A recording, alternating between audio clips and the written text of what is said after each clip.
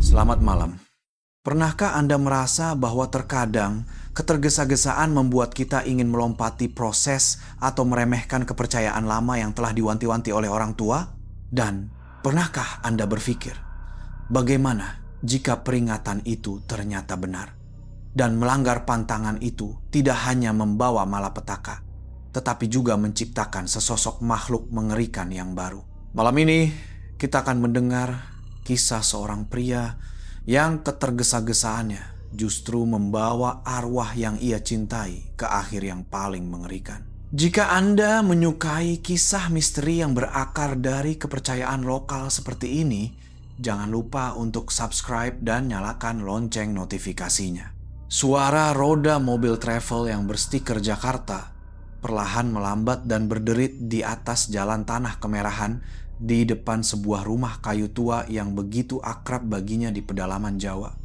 Keheningan siang itu terasa ganjil, bukan hening yang damai, melainkan hening yang berat, syarat akan duka cita. Bima, seorang pemuda berkaos gelap dan celana jeans, melangkah turun dari mobil.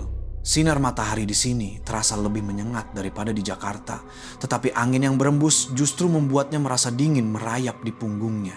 Dan yang pertama kali menusuk hidungnya bukanlah aroma tanah atau jerami, melainkan bau kemenyan.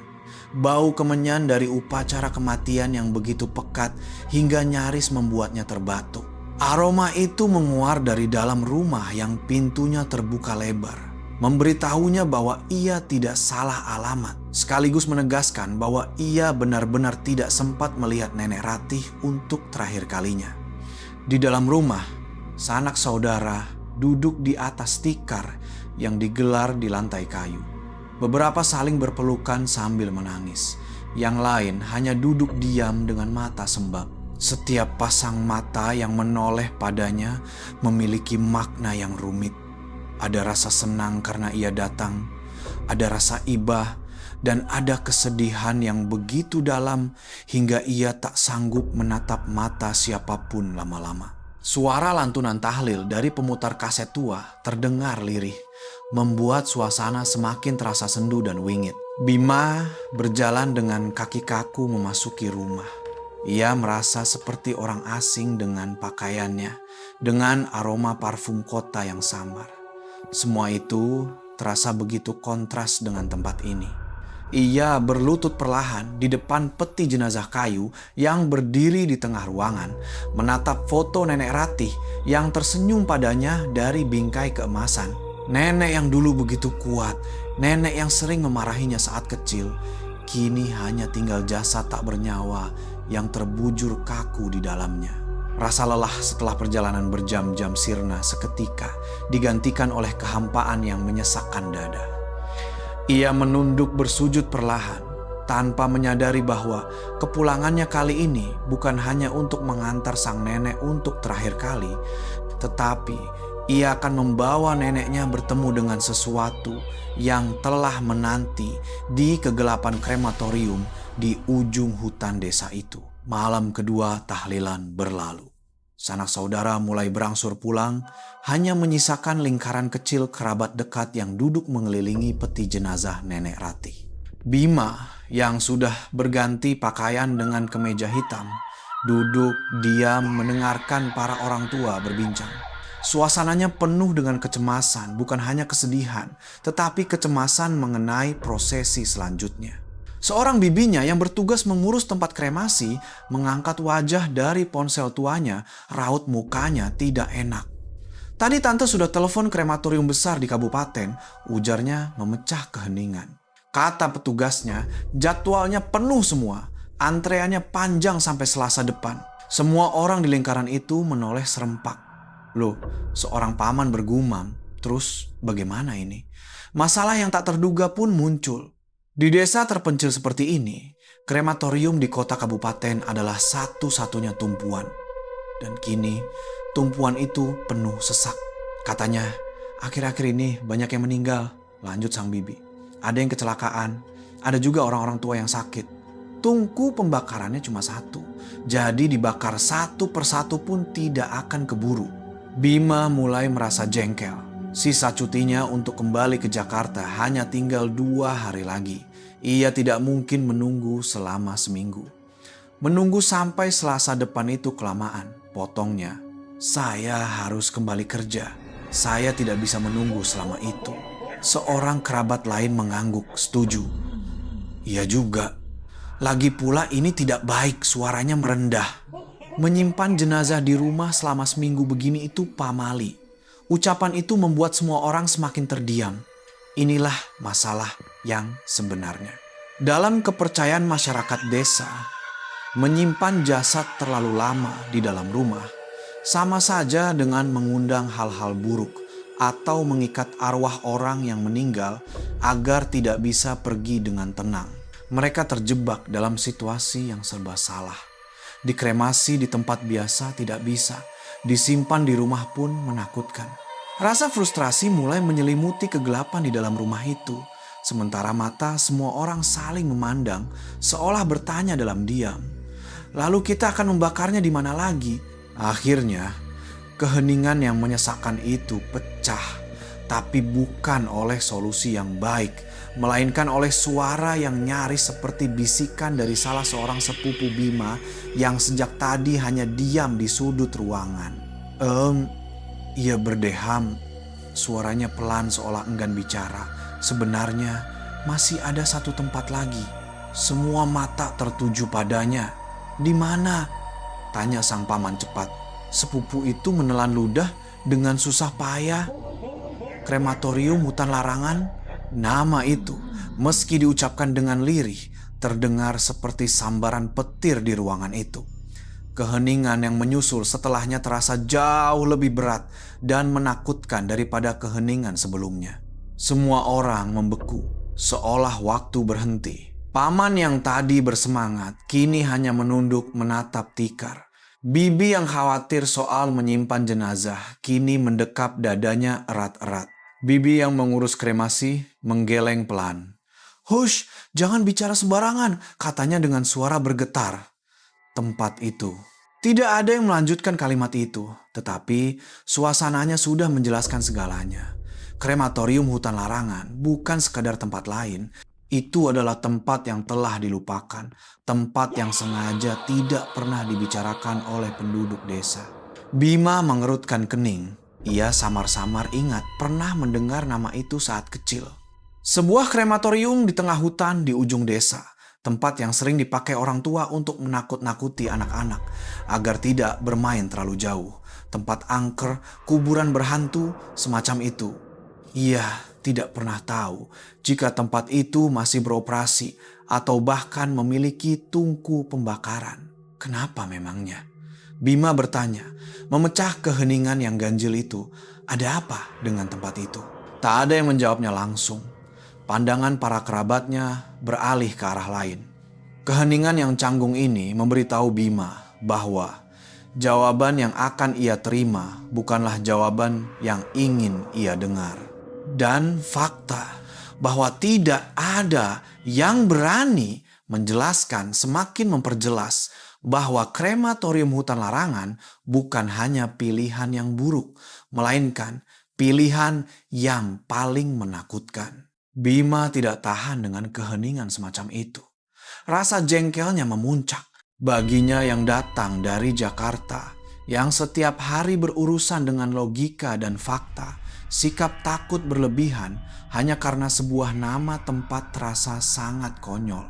Ayolah, ia tanpa sadar berkata lebih keras dari yang dimaksud. Memangnya ada apa? Itu cuma krematorium di hutan kan? Semua mata kembali menatapnya. Kali ini penuh dengan keterkejutan karena ia sama sekali tidak mengerti keseriusan masalah ini. Tempat kremasi ya tempat kremasi, lanjut Bima. Mencoba menggunakan logika orang kota. Tungku pembakaran ya, tungku pembakaran. Fungsinya sama saja untuk membakar jenazah kan. Ia menekankan kata membakar jenazah seolah mengingatkan semua orang pada tujuan utama mereka. Atau tante mau menyimpan jenazah nenek di rumah ini selama 7 atau 8 hari lagi. Ia menoleh pada bibinya yang pucat pasi. Menunggu sampai krematorium besar itu kosong. Lalu bagaimana dengan saya? Saya harus kembali bekerja. Ini adalah kartu terakhirnya. Kebutuhan dunia nyata, dunia orang bekerja yang harus mencari nafkah, seringkali berada di atas kepercayaan yang tak kasat mata. Para kerabatnya mulai saling berpandangan. Mereka tidak punya banyak pilihan. Sudah, kata Bima menyimpulkan. Besok saya akan pergi mengurus ke krematorium hutan larangan sendiri. Ia menoleh ke peti jenazah Nenek Ratih. Saya yakin nenek juga akan mengerti. Nenek pasti tidak ingin merepotkan anak cucunya seperti ini. Ia menggunakan keinginan orang yang telah tiada untuk mengakhiri perdebatan dari orang yang masih hidup. Saya hanya ingin mengantar nenek dengan layak. Itu saya. Kerabat yang lain hanya bisa terdiam. Tidak ada lagi yang berani menentang, meskipun sorot mata mereka penuh dengan ketakutan. Keputusan yang lahir dari ketergesa-gesaan dan ketidaktahuan Bima malam itu telah menyegel takdir arwah Nenek Ratih. Keesokan paginya, Bima tidak menunggu lama. Ia langsung bergerak sesuai perkataannya. Saat ia sedang memeriksa tenda untuk para tamu di depan rumah, berniat menanyakan arah ke krematorium hutan larangan, sesosok pria tua berjalan menghampirinya di bawah terik matahari. Pria itu kurus kering, kulitnya legam terbakar matahari seperti orang yang telah bekerja keras seumur hidupnya, mengenakan sarung tua dan kaos oblong. Pria itu adalah Mbah Karto, sesepuh desa yang disegani semua orang. Karena ia seolah mengetahui sejarah setiap jengkal tanah di sana. "Nak," panggil Mbah Karto dengan suara serak. "Mbah dengar. Kamu mau membakar nenekmu di hutan larangan." Bima berhenti dan menyalami tangannya. "Iya, Mbah Karto. Krematorium di kota penuh." Mbah Karto tidak membalas salamnya. Ia hanya berdiri menatap Bima lekat-lekat. Sorot matanya di bawah alis yang memutih begitu tajam hingga membuat bergidik. "Mau dibakar hari apa?" tanyanya lagi. "Rencananya hari Jumat ini, Mbah. Saya cuma bisa cuti sampai hari itu." Seketika kata Jumat keluar dari mulut Bima, raut wajah Mbah Karto langsung berubah. Dari yang tadinya datar kini menjadi panik. Ia melangkah mendekati Bima. "Jalan!" katanya dengan suara meninggi. "Hari apapun boleh, tapi jangan hari Jumat Kliwon. Jangan sekali-kali." Bima bingung dengan sikapnya. "Loh, kenapa memangnya, Mbah?" Mbah Karto merendahkan suaranya, tetapi intensitasnya justru lebih menakutkan. "Dengarkan Mbah baik-baik, Nak. Di tempat itu, hari lain silakan saja. Tapi jangan pernah mengusik tungku pembakaran pada hari Jumat Kliwon. Itu adalah hari di mana mereka bangun." Ia mengakhiri kalimatnya begitu saja. Kata mereka yang ia ucapkan terdengar begitu nyata, hingga Bima merasa dingin meski matahari bersinar terik. Keyakinan yang ia miliki semalam mulai goyah. Mereka siapa? Mbah Karto tidak menjawab, hanya menggeleng pelan. "Mbah sudah memperingatkanmu," katanya singkat, sebelum berbalik dan berjalan perlahan, meninggalkan Bima berdiri sendirian di halaman rumah dengan peringatan paling samar namun paling mengerikan yang pernah ia dengar. Bima memandang punggung kurus Mbah Karto yang menghilang di ujung desa, lalu mengembuskan napas kesal. Ada-ada saja, gumamnya pada diri sendiri. Hari di mana mereka bangun seperti sandiwara saja. Peringatan mengerikan tadi sempat mengganggunya, tapi hanya sekejap. Rasa frustrasi karena ketergesa-gesaan kembali mengambil alih. Bagi Bima yang tumbuh dan bekerja di Jakarta, dunia di mana segalanya berpacu dengan waktu dan digerakkan oleh logika, ucapan pria tua itu tak lebih dari dongeng pengantar tidur. Orang tua memang begitu pikirnya. Sudah tua, jadi terikat dengan cerita-cerita lama. Apapun yang tidak bisa dijelaskan, disalahkan pada hantu. Ia menggelengkan kepala, mencoba mengusir perasaan dingin tadi. Dan kenyataan pahit dari dunia modern kembali menamparnya. Jumat adalah satu-satunya hari yang ia punya. Jika ia menundanya, semuanya akan berantakan. Cuti kerjanya terbatas, tiket travel ke Jakarta sudah dipesan, bosnya sudah menelepon. Mana mungkin ia menambah cuti seminggu hanya untuk menuruti ketakutan yang tidak masuk akal. Ia teringat saat ia naik motor ke krematorium hutan larangan tadi subuh. Ia hanya bertemu seorang juru kunci, seorang bapak tua yang pendiam dan tak banyak bicara. Ketika ia menyampaikan niatnya untuk menggunakan tungku pada hari Jumat, bapak itu hanya terdiam sejenak sebelum mengangguk pelan dan berkata, "Kalau Mas sudah yakin, ya silakan." Saat itu Bima tidak berpikir apa-apa, tapi jika diingat kembali, tatapan mata bapak itu terasa aneh, kosong. Sudahlah. Bima memotong lamunannya sendiri. Juru kuncinya saja sudah mengizinkan. Kalau memang ini masalah hidup dan mati, pasti dia sudah melarangku.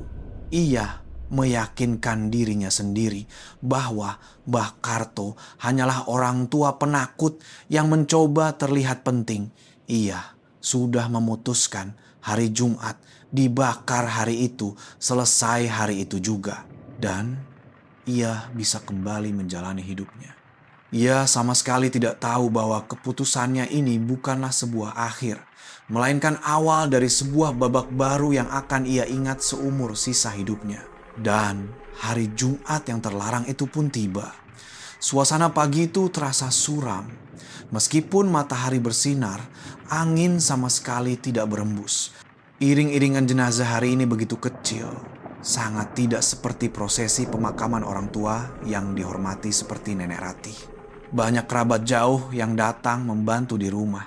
Tetapi begitu tahu jenazah akan dibakar di krematorium hutan larangan, mereka pamit pulang dengan berbagai alasan yang dibuat-buat. Hanya tersisa Bima, beberapa kerabat dekat, dan sebuah mobil jenazah tua yang menunggu. Mesin mobil ambulans putih itu menderu, memecah keheningan pagi.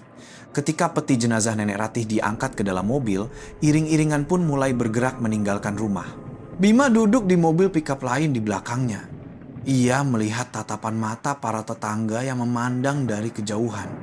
Itu bukan tatapan mengantar, melainkan tatapan iba dan ketakutan. Begitu mobil berbelok meninggalkan jalan beton desa, kondisi jalan berubah total.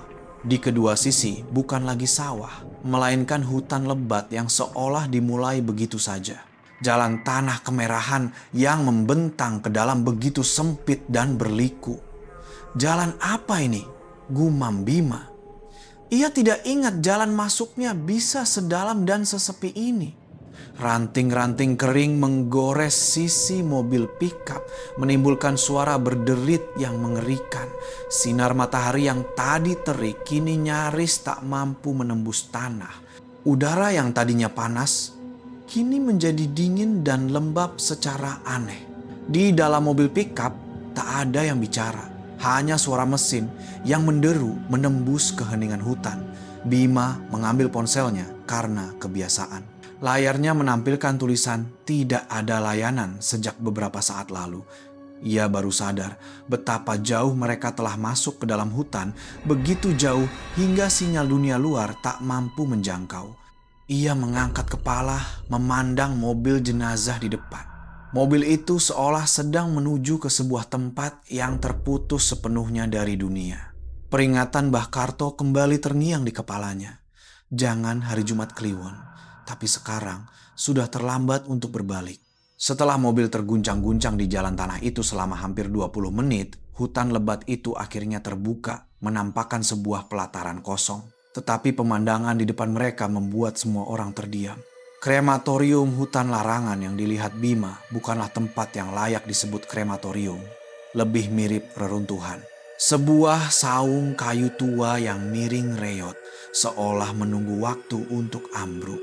Sebuah bangunan kecil seperti musola dengan pohon bodi yang tumbuh dari sela-sela retakan dinding. Ilalang tumbuh tinggi hingga nyaris setinggi kepala. Dan yang paling aneh adalah keheningannya. Hening sampai kau bisa mendengar napasmu sendiri. Tak ada suara burung atau serangga. Keheningan yang mati, seolah tempat ini telah ditinggalkan oleh semua makhluk hidup. Mobil jenazah berhenti tepat di depan sebuah bangunan yang berdiri menyendiri di bagian paling belakang. Itulah tungku pembakarannya. sebuah struktur beton tua yang sudah lapuk hingga batu bata merah di dalamnya terlihat. Bangunan itu terbuka tanpa dinding, hanya 4 pilar yang menopang atap yang rusak, cerobong asap yang tinggi menjulang di belakangnya. Kondisinya jauh lebih mengerikan dari yang Bima bayangkan. Seluruh bangunan dan cerobong asapnya dilapisi noda hitam pekat yang lengket. Bukan noda jelaga biasa, tapi noda hitam tebal seperti aspal yang meleleh turun di dinding. Tumbuhan merambat dan akar-akar pohon membelit bangunan itu seolah ingin menariknya tenggelam ke dalam tanah. Udara di sekitar tungku terasa dingin dan lembab, dengan bau apek aneh bercampur dengan bau jelaga tua yang begitu pekat hingga aroma kemenyan yang dibawa kerabat pun tak mampu menyamarkannya. Bima turun dari mobil. Perasaan pertama saat kakinya menyentuh tanah di tempat itu adalah keinginan untuk tidak berada di sini. Sebuah insting primitif yang berteriak bahwa tempat ini salah besar. Tapi peti jenazah Nenek Ratih sudah ada di hadapannya. Tidak ada pilihan lain. Begitu rombongan berhenti, Bima dan kerabatnya turun dan berkumpul dengan bingung. Mereka melihat sekeliling mencari seseorang, tapi tempat itu tetap sunyi senyap. Tak ada bayangan makhluk hidup. Juru kuncinya. Mana? Bisik sang bibi dengan suara bergetar. Bima yang mulai menguasai diri berteriak, Pak juru kunci!" Suaranya memantul kembali dari barisan pepohonan, tapi tak ada jawaban. Kekhawatiran mulai berubah menjadi ketakutan. Apa kita salah tempat? Seorang ibu mulai bicara. Tapi sebelum kalimatnya selesai, 2 sosok berjalan keluar dari bayangan saung yang reot itu. Memang juru kunci, tapi pemandangan yang sangat aneh. Yang pertama adalah seorang pria yang sangat tua. Punggungnya bungkuk, nyaris membentuk lingkaran, memegang sebatang tongkat di tangannya yang keriput. Ia tidak bicara apa-apa, hanya berjalan perlahan dengan mata kosong, seolah tidak melihat apa-apa secara khusus. Sosok kedua yang berjalan di belakangnya adalah seorang pria yang lebih muda, yang tampak sangat ketakutan. Ia terus menunduk, tangannya yang memegang selembar kain bergetar, dan keringat membasahi wajahnya meskipun udara terasa dingin. Pria yang lebih muda itulah yang angkat bicara. Bapak, Ibu, silakan lewat sini. Suaranya pelan dan bergetar, seperti orang yang sudah lama tidak berbicara dengan siapapun.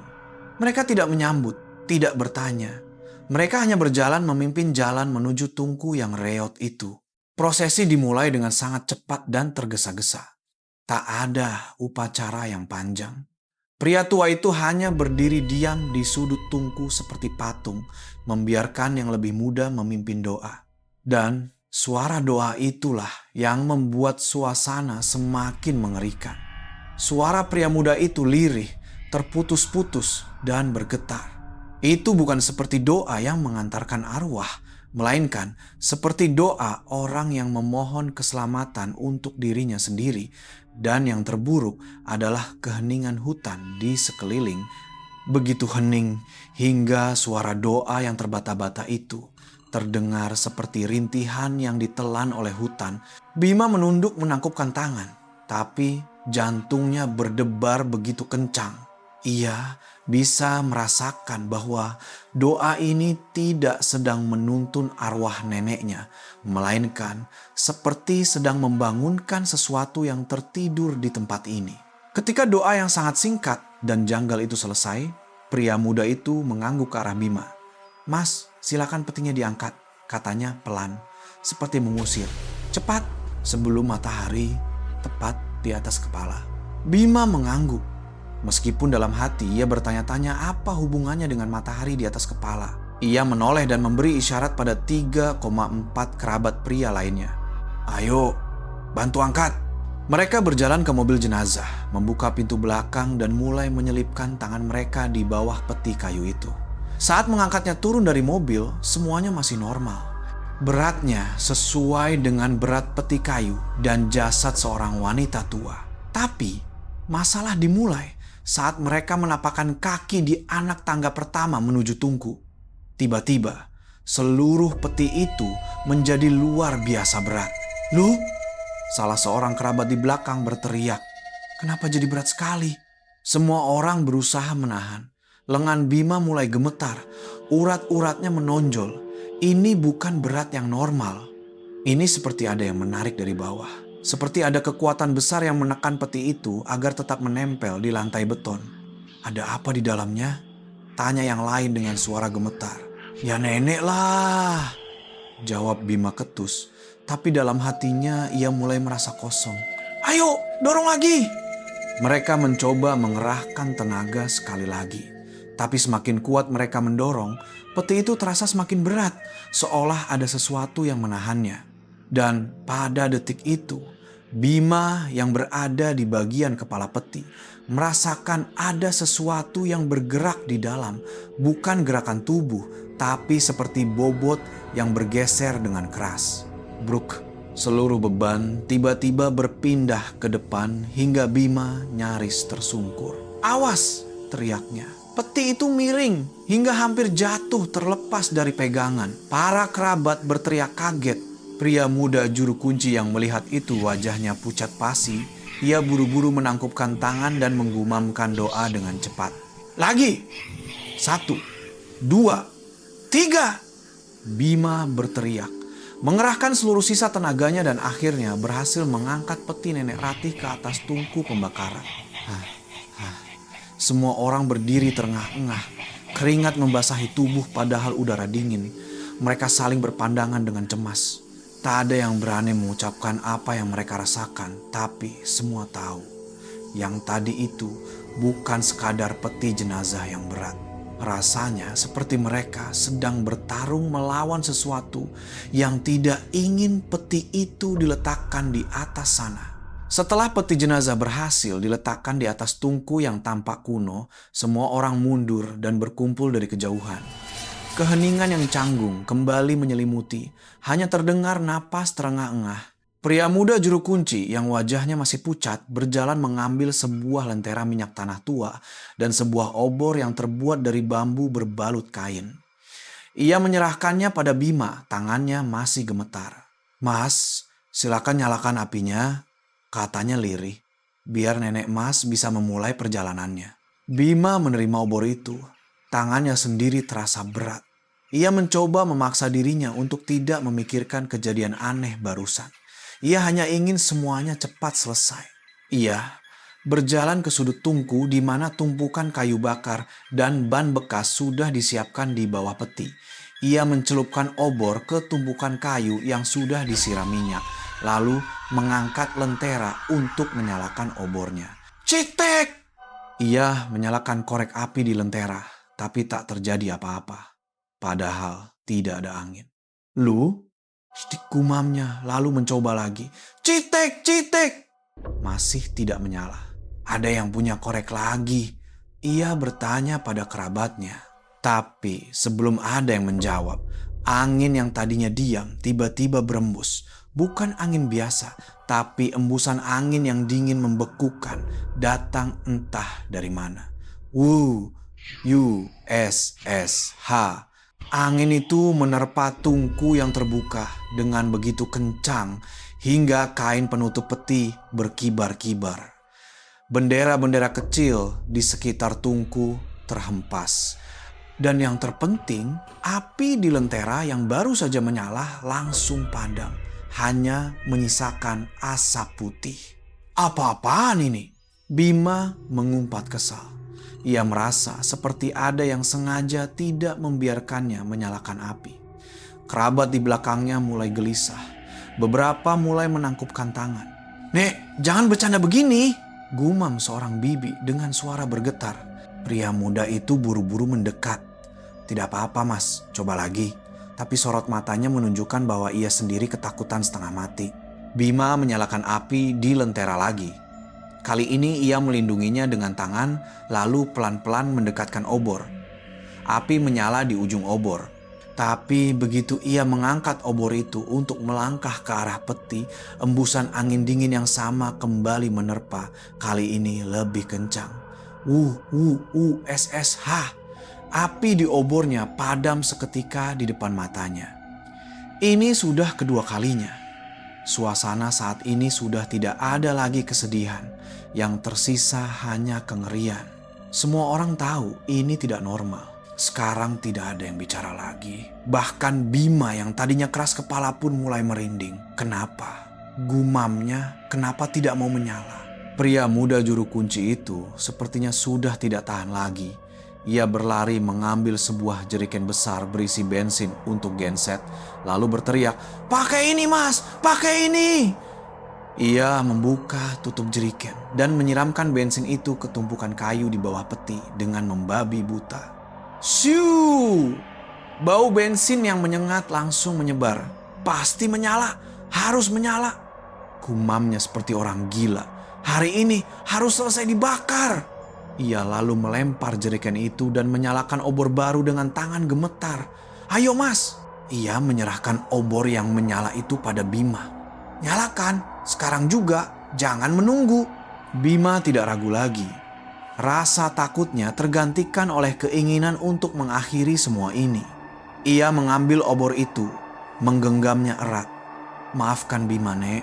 Apapun yang terjadi, Bima harus mengantarkan nenek." Ia melangkah cepat ke arah tungku, tidak peduli pada angin atau apapun. Ia memejamkan mata erat-erat dan menusukkan obor itu ke tumpukan kayu yang basah oleh bensin. Pada detik itu juga, bukan hanya api yang menyala, tapi terjadi sebuah ledakan. Blar. Lidah api berwarna oranye menyambar ke atas seketika. Suara wuum yang berat terdengar, seolah raksasa mengaum dari dalam tungku. Panasnya menyebar begitu dahsyat hingga Bima harus berpaling dan mundur beberapa langkah. Apinya tidak menyala perlahan, tapi langsung melahap seluruh peti dalam sekejap. Lidah api menjilati ukiran kayu peti, merambat ke ban-ban bekas hingga menciptakan asap hitam pekat yang membubung ke atas. Para kerabat berteriak kaget bercampur lega. Akhirnya, api menyala, tapi Bima sama sekali tidak merasa lega. Ia menatap api yang berkobar ganas itu. Api itu tidak terlihat seperti api suci yang membersihkan arwah untuk pergi ke surga. Api itu lebih terlihat seperti api neraka yang lapar dan sedang merayakan mangsa lezat yang baru saja didapatnya. Api berkobar dahsyat. Suara kayu peti yang retak terbakar terdengar berpadu dengan suara angin yang menderu di sekitar tungku. Asap hitam pekat mulai menggumpal tebal, menyembur ke atas melalui cerobong yang tinggi. Semua orang hanya berdiri terpaku, menatap api yang sedang menjalankan tugasnya. Bima mencoba berdoa dalam hati, berharap semuanya berakhir di sini, berharap Nenek Ratih pergi ke tempat yang lebih baik. Tapi kemudian, di tengah suara retakan kayu dan auman api, terdengar sebuah suara lain. Nyi, itu adalah suara melengking tinggi yang memekakkan telinga. Bukan suara kayu, bukan suara besi. Terdengar jelas seperti suara seorang wanita yang menjerit rintih dari dalam tumpukan api itu. Hah? Seorang kerabat wanita terlonjak hingga jatuh terduduk. "Suara apa itu?" teriak yang lain dengan wajah panik. "Kalian dengar juga kan?" Semua orang saling berpandangan. Bulu kuduk mereka meremang. Suara itu hanya terdengar sekejap, tapi begitu jelas. Seorang bibi sampai terduduk di tanah, menangkupkan tangan di atas kepala. "Nenek, nenek, sabar ya nek." Pria muda juru kunci itu semakin panik. Ia mulai merapalkan doa yang tidak jelas, begitu cepat hingga tidak terdengar seperti bahasa apapun. Sementara pria tua itu masih berdiri diam di tempatnya, tak bergerak seperti patung batu. Hanya Bima yang berusaha menekan rasa takutnya. "Tidak," teriaknya, mencoba menutupi suaranya sendiri yang bergetar. "Tidak ada apa-apa," ia membentak kerabatnya. "Itu cuma suara uap dari tulang atau kayu yang melengkung. Jangan berpikir macam-macam." Ia berkata begitu, tapi di dalam hatinya seluruh tubuhnya bergetar karena ia tahu betul suara yang ia dengar tadi bukanlah suara uap. Itu adalah jeritan yang penuh dengan rasa sakit dan penderitaan yang luar biasa. Dan suara itu datang dari peti jenazah Nenek Ratih yang sedang dilalap api di hadapannya. Api terus berkobar. Lidah api oranye memantulkan bayangan di mata semua orang yang memandang. Asap hitam pekat menggulung tebal. Asap itu tidak langsung naik ke langit, melainkan menyembur keluar dari cerobong. Bima memaksa dirinya untuk tidak memikirkan jeritan tadi. Ia mencoba meyakinkan diri bahwa itu hanya imajinasinya. Ia menengadah, menatap cerobong asap yang tinggi menjulang, mencoba mencari alasan logis. Tapi saat ia menatap gumpalan asap yang membubung itu, ia melihat sesuatu yang aneh. Asap itu tidak naik lalu menghilang di udara seperti asap biasa.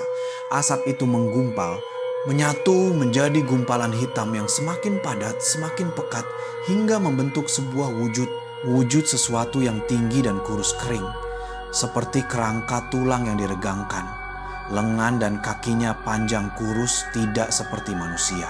Wujud itu meliuk-liuk di dalam gumpalan asap, meronta-ronta seolah kesakitan karena terbakar, atau mungkin ia sedang bersukacita karena berhasil keluar.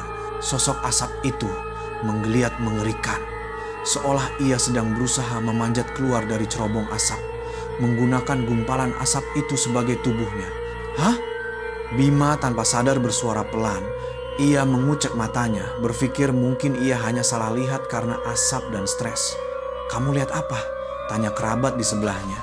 "Tidak," jawab Bima dengan suara bergetar. Kemasukan asap, ia membuka mata lagi. Kali ini ia menahan napas dan menatap tajam. Sosok itu sudah hilang, lenyap bersama angin. Hanya menyisakan gumpalan asap hitam biasa yang naik ke langit. Tapi bayangan yang ia lihat tadi begitu lekat di matanya. Terlalu jelas. Itu jelas bukan Nenek Ratih. Wujud itu terlalu mengerikan dan tidak wajar. Mungkinkah ini salah satu dari mereka yang Mbah Karto coba peringatkan? Makhluk neraka yang terbangun pada hari Jumat Kliwon, terbangun karena mencium bau asap jenazah, dan terbangun untuk menyambut arwah yang baru. Sore itu, upacara di krematorium hutan larangan berakhir dengan kacau. Juru kunci muda itu buru-buru mengumpulkan abu tulang yang bahkan belum terbakar sempurna, membungkusnya dengan kain putih, lalu menyerahkannya pada Bima dengan tergesa-gesa, seolah ingin semua orang segera pergi dari sana. Perjalanan pulang, tak ada seorang pun yang bicara. Suasana di dalam mobil terasa jauh lebih berat daripada saat berangkat. Setibanya di rumah, para kerabat langsung pamit pulang ke rumah masing-masing. Tak ada yang tinggal untuk makan-makan menutup acara seperti biasanya. Rumah kayu yang kemarin ramai kini sunyi senyap. Hanya menyisakan Bima dan 2,3 kerabat dekat yang kelelahan. Tapi ada sesuatu yang ikut pulang bersama mereka. Bau asap yang sangat kuat dan khas. Bukan bau asap dari memasak, tapi bau daging terbakar, tulang terbakar, dan ban bekas yang menyatu. Bau apek dan lembab dari tungku pembakaran itu. Bau asapnya menempel sekali, keluh seorang bibi sambil mengibaskan tangan. "Aku mau mandi dulu, tidak tahan."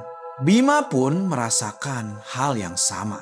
Bau itu menempel di bajunya, di rambutnya, bahkan di napasnya. Ia pamit untuk mandi, berharap air dingin bisa membersihkan rasa jijik dan ketakutan yang terjadi hari ini. Ia berdiri di bawah pancuran selama 10 menit, menggosok sabun berulang kali hingga kulitnya nyaris lecet. Tapi saat ia keluar dari kamar mandi dan mengeringkan tubuh, bau itu masih ada. Memang memudar, tapi tidak hilang. Seolah bau itu sudah meresap ke dalam kulitnya. Atau yang lebih buruk, mungkin bau itu tidak ada di tubuhnya, tapi sudah bersarang di dalam rongga hidungnya. Ia mencoba menarik napas dalam-dalam. FSSST. Bau asap, bau hangus, bau yang sama persis seperti di tungku itu masih terasa jelas. Sepertinya Malam ini akan menjadi malam yang sangat panjang. Dan Bima akan segera tahu bahwa ada beberapa hal yang sekali sudah menempel tidak akan pernah bisa dibersihkan dengan mudah. Malam itu berlalu dengan lambat. Bima mencoba memejamkan mata di kamar tidurnya yang lama di rumah neneknya. Setelah kelelahan dan stres seharian, ia akhirnya terlelap. Ia tersadar kembali saat seluruh rumah sudah sunyi senyap. Suara jangkrik yang biasanya ramai di luar rumah kini diam 1000 bahasa, keheningan yang berat dan menekan. Ia membalikkan badan di atas kasur kapuknya. Bau asap yang coba ia bersihkan masih tercium samar di udara, atau mungkin hanya perasaannya saja. Ia hendak memejamkan mata lagi ketika kriet. Suara itu datang dari luar kamar, sangat pelan, tapi dalam keheningan seperti ini terdengar sangat jelas. Bima membuka mata lebar-lebar, jantungnya yang baru saja tenang kembali berdebar kencang. Siapa? Pikirnya. Kerabat yang lain tidur di ruang tengah. Maling? Tidak mungkin, di desa seperti ini tidak ada maling. Ia berbaring diam, mendengarkan. Lalu ia mendengarnya lagi. Seret, seret. Itu bukan suara orang berjalan, itu suara seretan. Seperti seseorang menyeret kakinya yang berat atau menyeret sesuatu di lantai papan yang tua. Dan yang membuatnya menahan napas adalah arah suara itu. Suara itu datang dari depan kamarnya dan bergerak perlahan menuju kamar Nenek Ratih, kamar yang seharusnya kini kosong. Suara itu terdengar serit, lalu berhenti, lalu serit lagi. Dengan irama yang teratur namun mengerikan, Bima perlahan bangkit duduk, berusaha tidak menimbulkan suara. Jantungnya berdebar hingga dadanya terasa sakit. Ia menatap ke arah pintu kayu kamarnya, di mana hanya ada cahaya bulan samar yang menyusup dari bawah pintu. Ia yakin suara itu kini berhenti tepat di depan kamar Nenek Ratih, kamar yang persis berada di sebelah kamarnya. Jantung Bima berdegup kencang. Ia meraih senter panjang di sebelah bantalnya, tangannya gemetar. Siapa? Bisiknya pelan. Tapi jawabannya adalah keheningan. Suara seretan itu berhenti dan itu justru lebih menakutkan. Seolah sesuatu itu tahu bahwa ia sedang mendengarkan. Harus kulihat, katanya pada diri sendiri. Meskipun seluruh instingnya berteriak agar ia tetap bersembunyi di bawah selimut. Ia perlahan membuka pintu kamarnya, berusaha tidak bersuara. Lorong itu gelap gulita. Ia menyorotkan senternya ke sana kemari, tidak ada siapa-siapa. Tapi ia tahu ia harus memeriksa kamar neneknya. Ia berjinjit pelan menuju pintu kayu kamar Nenek Ratih. Pintunya tidak tertutup rapat, sedikit terbuka. Ia ingat betul bahwa ia sendiri yang menutupnya tadi sore. FSSSD. Dan ia menciumnya, bau yang seharian ini coba ia hilangkan. Bau asap dari krematorium hutan larangan. Tapi kali ini bukan bau samar yang menempel di hidungnya. Ini adalah bau yang pekat dan kuat, seolah ada yang menaburkan abu jenazah panas di depan wajahnya. Bau itu menyengat keluar dari celah pintu kamar neneknya. "Nek!" bisiknya dengan suara bergetar sebelum mengumpulkan seluruh keberaniannya dan mendorong pintu hingga terbuka. Cahaya senter menyapu seluruh ruangan. Hal pertama yang ia rasakan adalah hawa dingin. Dingin membekukan, seperti berada di ruangan ber-AC, padahal ini adalah rumah kayu tua. Udara di dalam kamar begitu dingin hingga ia bisa melihat uap keluar dari mulutnya sendiri. Kamar itu kosong. Kasur sudah digulung. Tidak ada yang aneh, kecuali satu hal. Jendela. Jendela besar di seberang pintu. Jendela yang ia ingat sudah ditutup dan dikunci rapat. Kini jendela itu terbuka lebar. Kedua daun jendela kayu itu terbuka menghadap kegelapan di luar, seolah sedang mengundang sesuatu untuk masuk atau menyambut sesuatu yang baru saja pulang. Bima berdiri mematung. Senter di tangannya bergetar hingga sinarnya menari-nari di seluruh ruangan. Bau asap yang menyengat dan udara yang dingin menusuk membuatnya nyaris muntah. Tidak ada apa-apa. Ia mencoba berkata pada dirinya sendiri, "Kau hanya berhalusinasi. Ia menyorotkan senter ke seluruh ruangan lagi, di bawah tempat tidur, di sudut ruangan, di atas lemari. Benar-benar tidak ada apa-apa. Ia menghela napas lega, atau hampir lega. Ia hendak berbalik keluar dari kamar itu ketika sorot senternya melewati lantai papan di area antara jendela yang terbuka dan bekas tempat tidur Nenek Ratih. Hah? Ia berteriak tertahan, kakinya mundur hingga menabrak kusen pintu. Jantungnya seolah berhenti berdetak. Di atas lantai papan yang gelap itu, ada jejak kaki. Bukan jejak kaki biasa. Itu adalah satu jejak kaki telanjang yang sangat jelas hingga mengerikan. Dan yang membentuk jejak kaki itu bukanlah tanah atau lumpur, melainkan abu. Abu halus berwarna hitam keabuan, abu yang sama persis seperti abu jenazah yang baru ia ambil dari tungku siang tadi. Jejak kaki itu tercetak sempurna, menunjukkan setiap jari-jarinya dan arahnya sangat jelas. Itu adalah jejak kaki yang melangkah masuk dari jendela itu dan sedang menuju ke tempat tidur yang dulu milik Nenek Ratih. Bima nyaris ambruk. Ini apa? Bisiknya pada diri sendiri. Ini bukan maling, bukan imajinasi. Ini adalah bukti. Bukti yang menegaskan bahwa sesuatu telah pulang ke rumah, sesuatu yang melakukan perjalanan melalui asap api dan meninggalkan jejak kematian untuk ia lihat. Bima tidak menunggu sedetik pun. Begitu melihat jejak kaki itu, ia langsung mundur keluar dari kamar neneknya. Ia membanting pintu kamar itu hingga tertutup, lalu berlari kembali ke kamarnya sendiri, mengunci grendel pintu tuanya. Jantungnya berdebar tak karuan. "Gila!" teriaknya. "Ini gila!" Ia berlari menutup jendela kamarnya rapat-rapat, mengunci semua yang bisa dikunci. Malam itu ia tidak bisa tidur. Ia duduk memeluk lutut di atas tempat tidur, tubuhnya gemetar hingga subuh menjelang. Kelelahan ekstrim dan ketakutan yang menumpuk akhirnya membuatnya tak sadarkan diri, tertidur dalam posisi duduk kaku. Dan saat itulah mimpi buruknya dimulai. Dalam mimpinya, ia kembali ke sana. Krematorium hutan larangan. Tapi suasana dalam mimpi jauh lebih mengerikan. Langit berwarna merah, pekat seperti darah kental. Tak ada matahari, tak ada bulan. Hanya cahaya merah darah yang menyinari reruntuhan itu membuatnya tampak seperti neraka di bumi. Ia berdiri sendirian di pelataran yang sunyi. Tidak sunyi. Ia mendengar suara. Suara doa lirih yang ia kenal. Suara juru kunci muda yang berdoa dengan ketakutan siang tadi.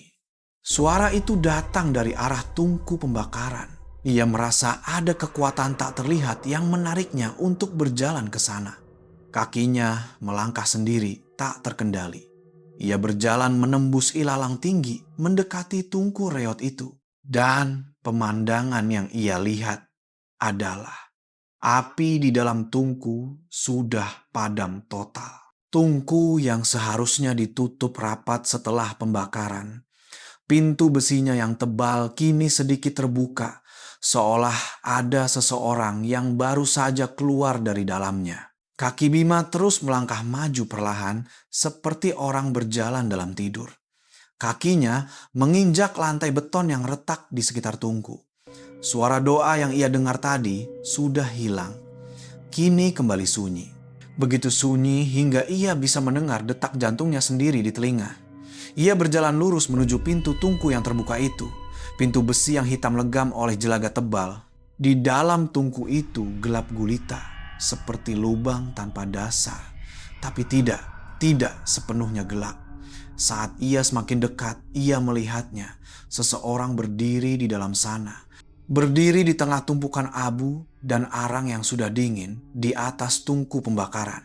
Sesosok wanita tua. Sosok itu membelakanginya, berdiri diam tak bergerak, mengenakan kain kafan putih, kain yang sama persis seperti yang dikenakan Nenek Ratih di dalam peti. "Nek!" Suara Bima keluar dari tenggorokannya dengan lirih. nyaris seperti bisikan. Ia kenal punggung itu.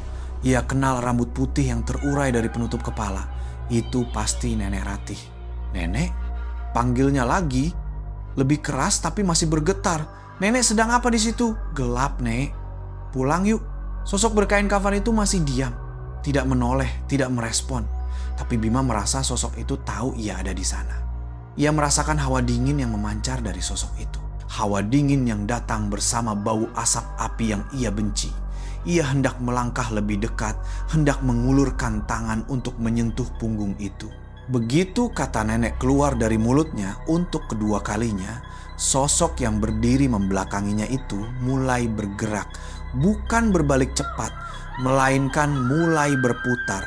Berputar menghadapnya dengan sangat-sangat perlahan. Terdengar suara tulang berderak, seperti engsel yang kaku dan kering. Nek, panggil Bima lagi, tapi suaranya sudah tidak keruan. Ia ingin lari, tapi kedua kakinya kaku seperti dipaku ke lantai. Dan akhirnya, sosok itu selesai berputar, berbalik menghadapnya sepenuhnya. Meskipun dalam mimpi, Bima merasa ia benar-benar menjerit. Apa yang ada di hadapannya bukan Nenek Ratih. Mungkin pernah, tapi sekarang tidak lagi. Wajah yang menghadapnya adalah topeng hangus yang legam. Kulitnya terbakar hingga mengerut menempel di tengkorak, menampakkan deretan gigi hitam.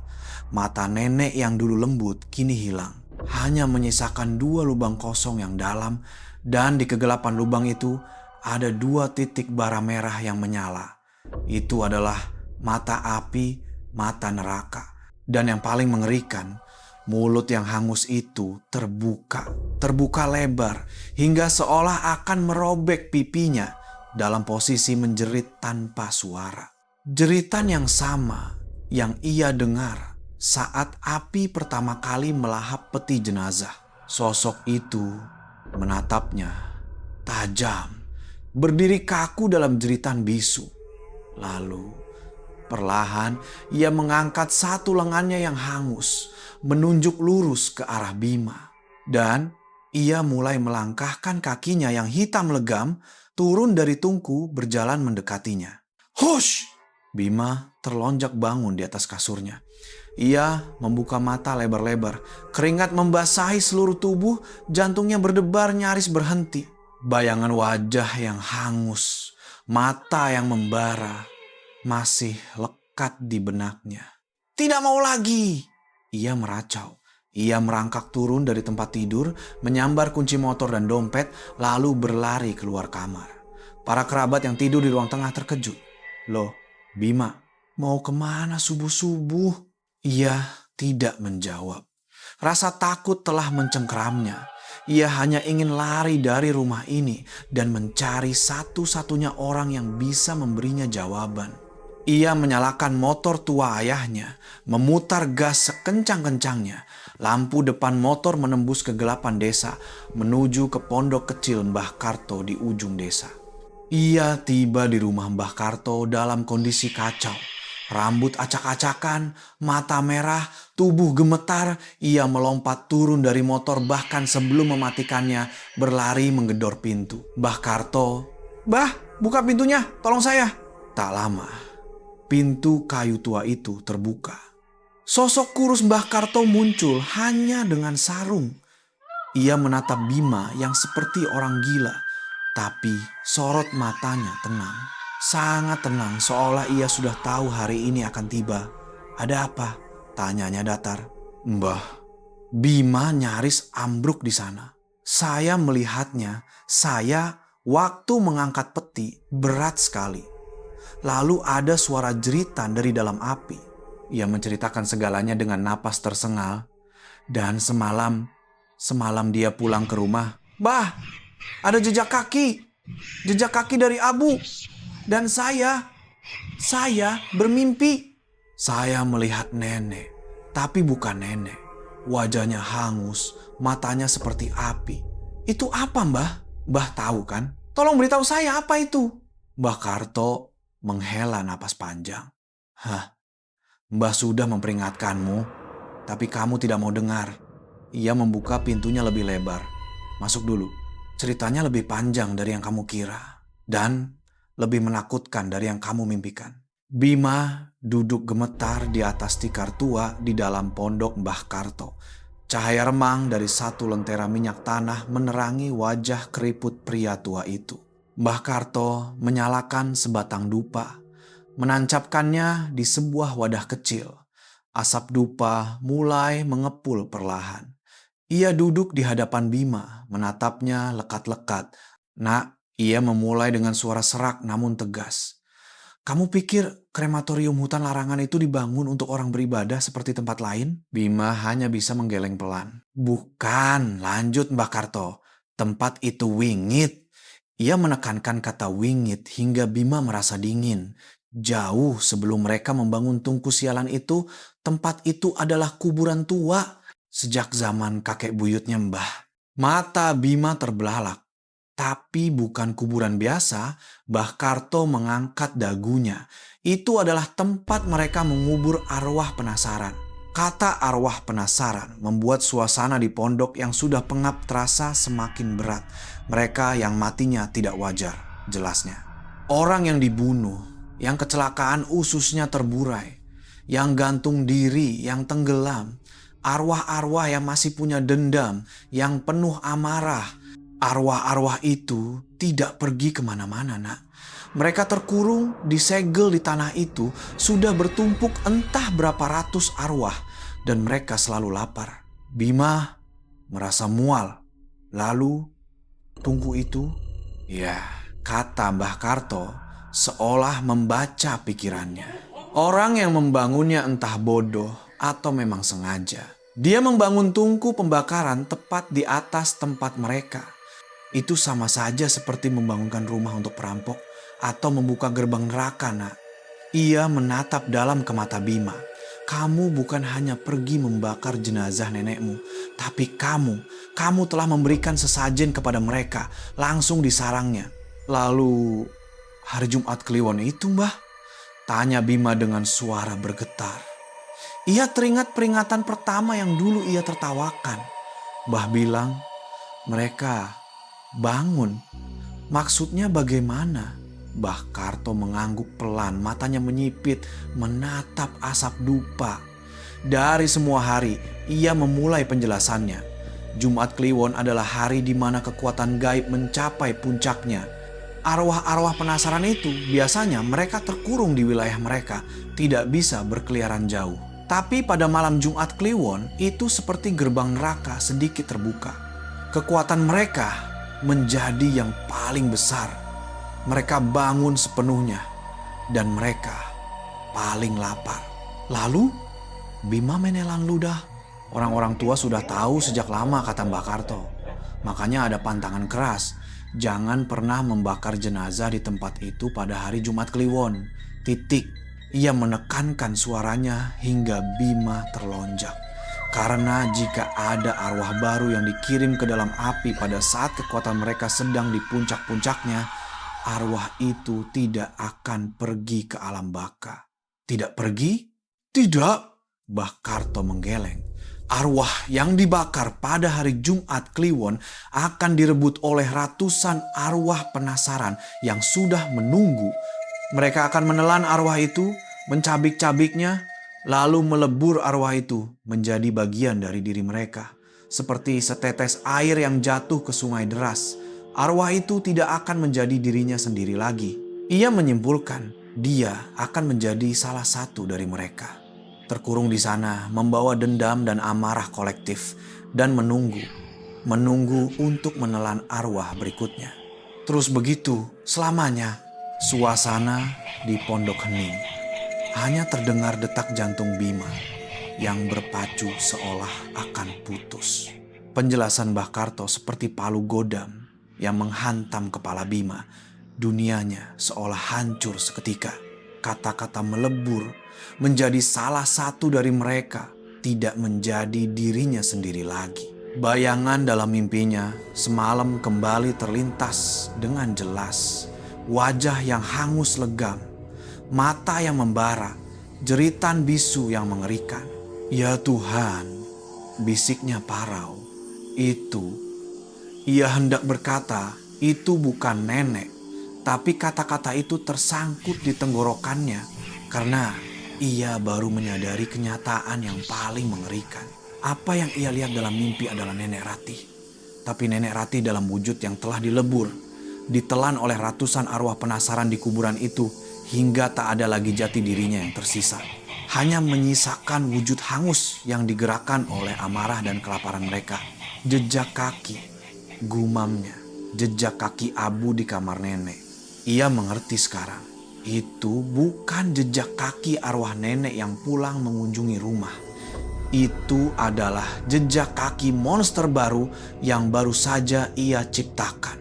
Sesuatu yang dulu adalah neneknya, kembali bukan karena ikatan batin, tapi kembali karena insting primitif arwah penasaran. Kembali ke tempat yang ia kenal. Kenyataan itu menghantamnya begitu keras, hingga ia sulit bernapas. Ketergesa-gesaannya, sikap keras kepalanya yang tidak percaya pada orang tua, pemikiran orang kotanya, semua itu tidak membantu neneknya pergi dengan tenang. Justru dialah yang telah melempar jasad nenek tercintanya ke dalam api pada hari di mana gerbang neraka terbuka. Dia tidak melepaskan neneknya. Dia telah menyuapkannya pada para monster yang menunggu di krematorium hutan larangan. Kisah ini tidak berakhir di pondok Mbah Karto pagi itu. Itu baru saja dimulai. Beberapa bulan kemudian, Bima kembali ke Jakarta. Ia tinggal di apartemennya yang tinggi menjulang. Ruangan persegi yang bersih dengan AC yang sejuk. Ia pikir jarak ratusan kilometer dan gedung-gedung tinggi ini akan memisahkannya dari mimpi buruk di hutan itu. Ia pikir ia bisa meninggalkannya, tapi ia salah. Semuanya tampak normal hingga malam Jumat tiba. Tidak peduli seberapa kencang ia menyalakan pembersih udara. Tidak peduli berapa banyak dupa mahal yang ia bakar. Ketika jam melewati tengah malam, bau itu akan mulai menyebar di dalam kamarnya. Bau asap api, bau daging hangus, bau ban bekas. Bau dari krematorium hutan larangan itu menguar di sekelilingnya, sejelas seolah ada yang sedang membakar jenazah di tengah ruang tamunya. Lalu suaranya akan menyusul. Sreyet, sreyet. Suara seretan kaki yang pelan dan berat. Suara yang sama yang ia dengar di rumah neneknya, kini terdengar di atas lantai apartemennya. Terdengar di lorong, terdengar di depan pintu kamarnya. Dan ketika ia mengumpulkan keberanian untuk menoleh, ia tidak pernah melihatnya dengan jelas. Ia hanya melihatnya dari sudut mata. Sebuah bayangan hitam yang berdiri di sudut ruangan. Sosok yang ia kenal dalam balutan kain kafan putih. Sosok hangus yang sedang menyeret kakinya, kaki yang meninggalkan jejak abu tipis di lantai kamarnya. Menunggunya dalam diam. Bima tidak pernah sendirian lagi. Ia tidak hanya menyuapkan neneknya pada monster. Tampaknya, makhluk yang ia ciptakan pada hari Jumat Kliwon itu telah mengikatkan diri padanya. Pada orang yang menyalakan apinya. Pada orang yang membuka pintunya. Dan makhluk itu akan menunggunya setiap malam Jumat untuk mengingatkannya akan apa yang telah ia lakukan dan menunggu hari di mana ia bisa menyambut Bima ke dalam kegelapan yang sama. Dan itulah akhir dari kisah ini. Niat baik seorang cucu untuk mengantar neneknya untuk terakhir kali justru berubah menjadi pelanggaran pantangan yang paling fatal. Sikap keras kepalanya telah mengubah arwah yang ia cintai menjadi sesuatu yang melebur dengan dendam dan terkurung selamanya di dalam tumpukan abu. Kisah ini menjadi pengingat bahwa terkadang kepercayaan kuno atau aturan yang dibuat oleh orang-orang tua mungkin memiliki alasan mengerikan yang tersembunyi di baliknya.